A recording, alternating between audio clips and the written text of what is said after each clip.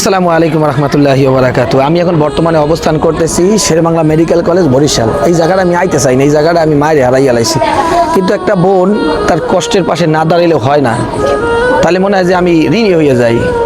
এক ভাই বারবারই বলছে, ভাইটু দেখেন এই যে বোনটা, তার দুইটা বাচ্চা, এই একটা বাচ্চা ঘুমায় আর এই একটা বাচ্চা, বয়স কত কর, অবাগার জীবনে দেখেন কত বড় খারাপ অবস্থা, তার স্বামী তাকে ফালাই চলে গেছে। আমার সমস্যা, আমার হার্টের সমস্যা, আমার কিডনি ড্যামেজ, কিন্তু আমার কাছে কোনো টাকা পয়সা নেই, আমি চিকিৎসা করতে পারতেছি না, কিন্তু আমি বাঁচতে চাই আমার মেয়েদের জন্য। আমাকে যদি আপনারা সাহায্য সহযোগিতা করেন তাহলে আমি বাঁচতে পারি, আর নাইলে আমার পাশে দাঁড়ানোর মতো কেউ নাই। আপনার স্বামী কোথায়?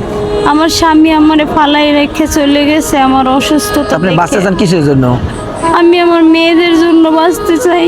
আমি মরে গেলে আমার মেয়েদের কি হবে? আমি আমার মেয়েদের সাথে থাকতে চাই। আমাদেরকে সহযোগিতা করেন, আমরা 3000 টাকা দিলাম, যদিও এই 3000 টাকা ওনার তেমনটা কোনো উপকার হইবে না, হয়তো সমস্যার মধ্যে না, আমাদেরকে একটু সহযোগিতা করেন।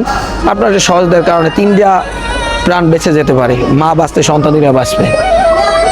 যেসব ব্যক্তিরা চিন্তা করেন আজকে আমার টাকা ছিল না, আজকে আল্লাহ তাআলা আমার অনেক টাকা দিয়েছে, আমাদেরকে একটু সহযোগিতা করেন।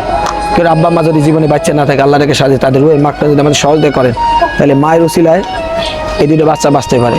ভিডিও বেশি বেশি শেয়ার করে দেবেন। আমরা সামান্য 3000 টাকা দিয়েছি, এতে আপনি খুশি হয়েছেন না বেজা হয়েছেন? আমি অনেক খুশি ভাই, আমি অনেক খুশি হয়েছি, অনেক খুশি। এই 3000 টাকা আমার 3 লাখ টাকার থেকেও বেশি দামি। আমি অনেক খুশি হয়েছি ভাইয়া।